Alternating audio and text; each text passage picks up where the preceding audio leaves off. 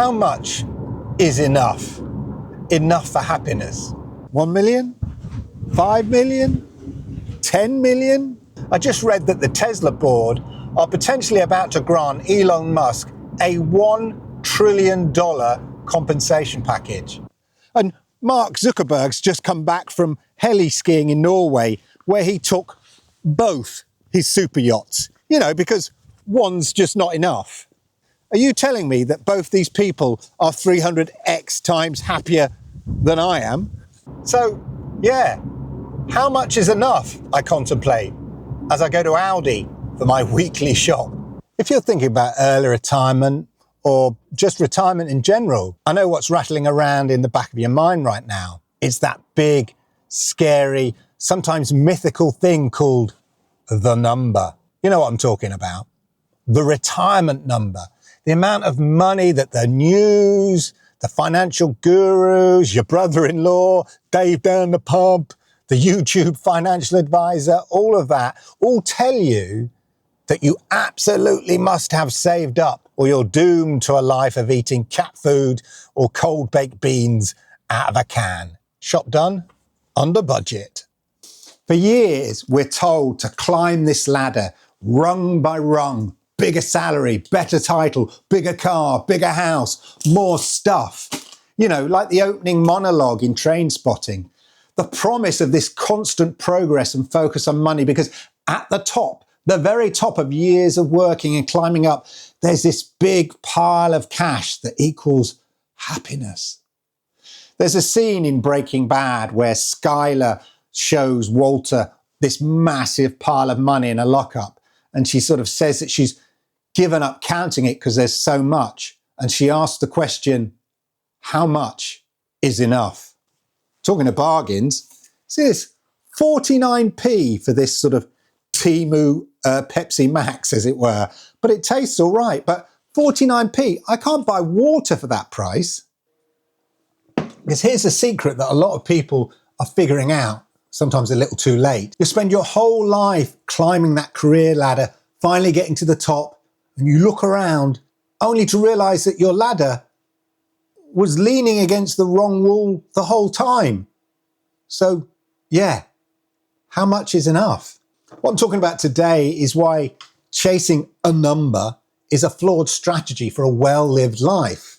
And more importantly, how you can flip that entire process on its head to design a retirement that's not only more fulfilling, but might actually be easier to achieve. Look, people have asked the question, how much is enough, for thousands of years? It's nothing new.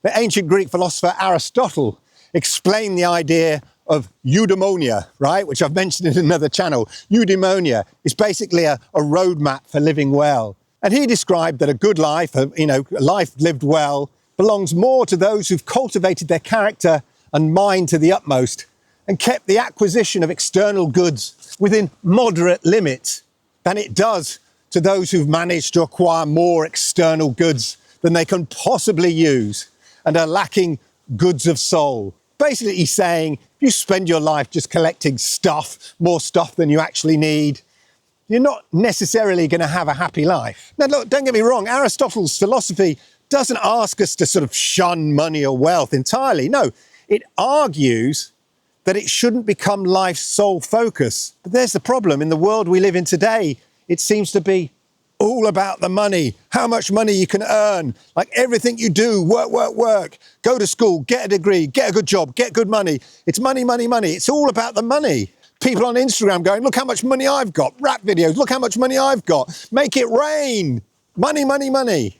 It's the entire focus of our lives. Look, don't get me wrong. Some people have actually answered the question, how much? There are some researchers who worked out what the optimal salary should be, annual salary. I mean, lots of caveats to that. And it's not exactly what I'm talking about today, but I'll let you know at the end what that number is if you're curious, just for shizzles and kicks. In life, so much focus is placed on your value in terms of your monetary value. How much you're worth? How much do you earn? What kind of car do you drive, bud? What kind of brand of clothes do you wear? It's windy today. And the weaker-minded of us all, we all fall into this trap of monetary status. I mean, guilty. The expensive watch, the designer handbag. Ooh, look at our wealth. Look at me. Aren't I rich? Are you? And yet, there's been times in my life where I've had a lot less income, but oddly enough, a lot more happiness. In life, well, certainly in my case anyway, we tend to spend what we've got. Wherever we've got, we end up spending it. I mean, that's been my sort of life.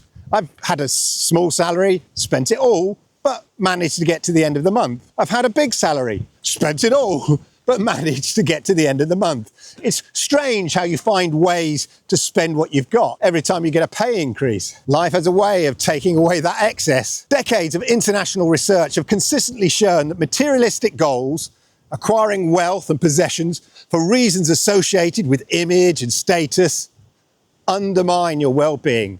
This is well researched.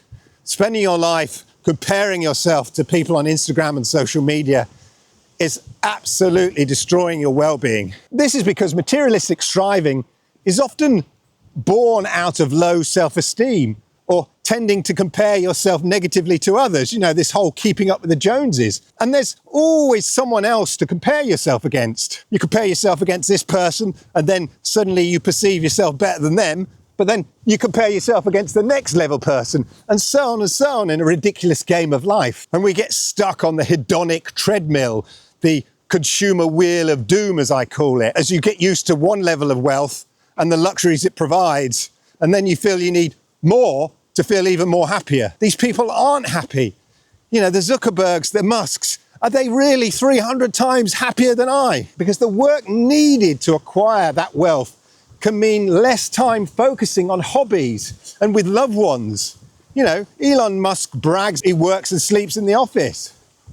Whoopee-doo, what a life. The focus, as I said, to acquire that wealth means less time focusing on hobbies and loved ones, the important things in life. So yeah, how much is enough? Well, that's the wrong question. This is true when it comes to retirement, not just to life. I used to fantasize about winning the lottery with my mates when I was in my 40s and stuff like that. And I'd say, I think £1 million would be great, but I couldn't give up work. I'd have to keep working just to maintain this lifestyle. It would probably have to be 10 million before I considered giving up work. Yeah. And I look back at that now. If I won the lottery and it was only 100,000, I'd be thinking, whoopee-doo right now, because I've already planned out my life, the shape of my life. So that's just all bonus. The fundamental problem with traditional retirement planning is that it starts with the maths. I mean, it did with me and all of that. I kind of thought, can I achieve it? What do I need to achieve retirement? I was focused on the maths first and everything else second. We ask, how much money do I need? And then your entire life becomes an exercise in hitting that target. The goal becomes the money itself. And often what you think you need in retirement is based on maintaining your current lifestyle. Yeah, because this is the lifestyle you're living, which ironically is purely fed by a drive to get more money and to show people how much money you're getting. As I said, you're already on a hedonic treadmill. In researching this video, I came across the notion of the psychological gap. You can hit your $1 million or your $2 million goal or your $100,000, your $500,000, whatever it is, but it doesn't automatically grant you the feeling of well-being. Think about it. Money is a tool. It's a fantastic tool, don't get me wrong. We need money, of course we do. It's a fantastic tool for solving money-related problems.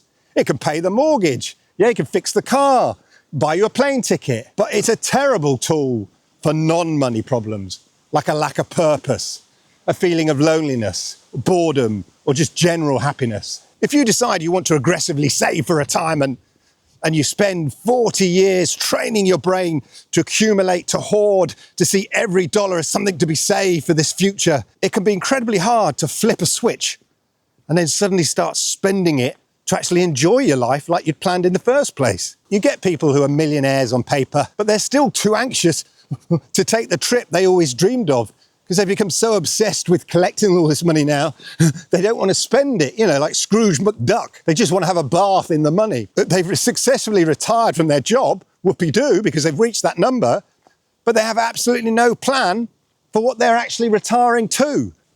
So if a big bank account doesn't guarantee happiness, as we all know it doesn't. But let's be honest, what does? This is where we need to redefine the goal. The goal isn't a number, it's a state of being. It's a financial well-being. And according to the research into this that I've done, you can break it down into 4 key feelings. Number 1, control. This is just a feeling like you're in the driver's seat of your day-to-day finances, okay? You pay your bills on time, you're not constantly stressed about making ends meet. It's a feeling of calm competence. I'm in control. Next one, security. This is basically having the capacity to absorb a financial shock, yeah? Oh, the car breaks down like it did for me a few months ago, big bill, but I managed to accommodate it from my savings. Or in America, maybe it's an unexpected medical bill. It's an annoyance, not a catastrophe that sends your whole life spiraling. You know you've got some money squirreled away for these emergencies. It's knowing that you have a safety net. Next one is progress. This is the feeling that you're on track to meet your goals, that you have a sense of forward momentum, that you're actively building towards the future that you want. And then flexibility. This for me is a big one because it's about having the financial freedom to make choices that allow you to enjoy life. It's about being able to say yes to a last minute weekend trip or reducing your work hours to spend more time on a hobby without feeling like you're jeopardizing your entire future. Flexibility. And, you might change your mind what your life plan is. So can you see the difference there? The goal shifts from merely a number in a spreadsheet or dreamed up by your accountant into a set of feelings and capabilities. This is the foundation of a concept called financial life planning. Financial life planning flips that traditional model. Instead of asking, how much money do I need? It starts with a much deeper, more important question on which everything is based. What kind of life do I actually want to live? You design the life first, and then you build the financial engine to power it. It's not just about focusing on the fuel and then working out what you're going to do with it. It's about building the rocket and then collecting the fuel. You design the life first, then you build the financial engine to power it. And the best way to figure this out comes from a guy named George Kinder, who was a pioneer in this field. And he developed 3 incredibly powerful questions you can ask yourself. And it's worth just pausing and thinking about these questions for yourself. Number 1, the freedom question. Imagine, right, you are financially secure, totally financially secure. You have all the money you'll ever need for the rest of your life. What would you do? How would you live? Would you change anything at all? The question removes the need for money to reveal what you do purely for passion and meaning if money wasn't a question. My favourite philosopher, I quote on this channel all the time, Alan Watts, also talks about this in an inspirational speech. You should definitely check it out. What would you like to do if money were no object? How would you really enjoy spending your life? Question 2 is the limited time question. Now imagine you go to the doctor and he or she tells you you've only 5 to 10 years left to live. You're perfectly healthy, right? But you know your time is limited. What will you do with the time left? What becomes important to you? What do you cut out of your life? This introduces a sense of urgency and forces you to prioritize what truly matters most to you. Then question 3, the mortality question. Imagine that same doctor tells you you've only 24 hours to live. As you reflect on your life, what did you miss? Who did you not get to be? What did you not get to do? This one cuts right to the bone. It reveals the deepest values and potential regrets that you might have. When I left university, I wanted to be a film director / producer. So I set up a sort of a film media company with a couple of friends. We couldn't afford to pay ourselves a proper salary, and we got a business grant as sort of young entrepreneurs, which paid about £40 a week. And we basically lived off that £40 a week. The highlight of the week was going to the pub at the bottom of the office, where on Thursdays they did a basket of chips and some white buttered bread for £1, and we filled ourselves up. Happy days. So yeah, we were financially poor, but what an adventure being an entrepreneur at the time. Of course we were young. After a while, the business was flatlining a bit. So I got a 3-month temporary job just to sort of cover us for a little while. Anyway, 25 years later, I retired from that same company. Should I have stuck it out for the dream that I originally had to be a film director or producer? Or ultimately, was I happy being a media lawyer in a big TV company? Answering these questions is like performing a pre-mortem on your life. You're identifying the biggest potential regrets today while you still have all the time in the world to do something about them. Your answers effectively become your new to-do list for the rest of your life. Now, here's the most amazing part of the whole process. When you get brutally honest about what a fulfilling life for you looks like, you often discover that the things that bring you the most joy and purpose might not be that expensive. Your answers probably didn't involve buying a yacht or a Lamborghini, or perhaps they did. They more likely involve spending more time with family or volunteering, or just doing a hobby or a passion that you want to do, or learning a new skill. And ultimately, these are low-cost, high-fulfillment activities. And this has a massive financial impact. If your retirement vision is one centered on purpose and connection rather than just consumption, it means you're going to need less money than you live on each year. Surely you've done enough consuming for the past 40 years. You don't need to consume anymore. I'm assuming you've bought everything you ever needed in life. And if you need less money per year, then the number, you know, that big scary number you need to save for, gets dramatically smaller. Suddenly, a fulfilling retirement may even be an early retirement, and it becomes far more attainable without extreme sacrifice you thought it would take. When I was working, the idea of going to Japan for a holiday seemed a little of a stretch, to be honest. Even though I was earning well, it did seem quite expensive, far too much money. I had other priorities, maintaining the lifestyle I was living, etc. Yet visiting places like Japan is something I always wanted to do. I mean, I was lucky enough to go there on a business trip, but paying for it myself just seemed out of reach. Now I'm retired and I'm on significantly less income. So how come I can afford to go to Japan? Because I moved it in the priority scale of my life and I made it happen. Careful budgeting, saving, and you know what? It's actually more affordable than you might initially think. I'll do a video on how much it actually cost to go to Japan this year. The point is, the big takeaway from all of this is stop obsessing about the number. The question is not, how much money do I need to stop working? The question is, what is the life I want to live? And how can I use my money as a tool to build it? When you have a clear why, you know, to travel, be with the grandkids, start a community garden project, finally write that novel, visit Japan twice a year, whatever it is, every financial decision becomes easier and more meaningful. Saving isn't the act of deprivation. It's a conscious investment in the future you are actively and intentionally designing for yourself. This isn't about a static plan set in stone, of course.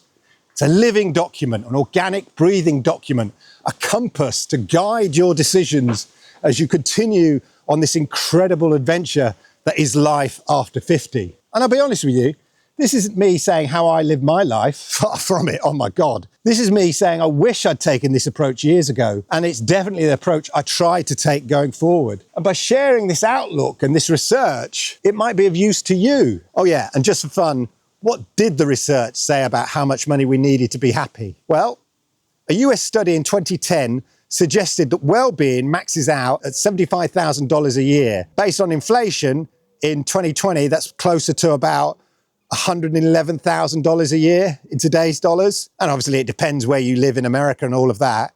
So yeah, not a million, not a billion. This is if you're earning as well. So presumably you're still paying for your house and all of that. And no, you don't need 2 super yachts. Anyway, I'd love to hear what you think about this and whether it's the right approach, whether you've just been focused on the money, whether you have a life plan, etc., etc. Put your comments down below. I always get so many comments on these videos and it's always great to read them and engage them.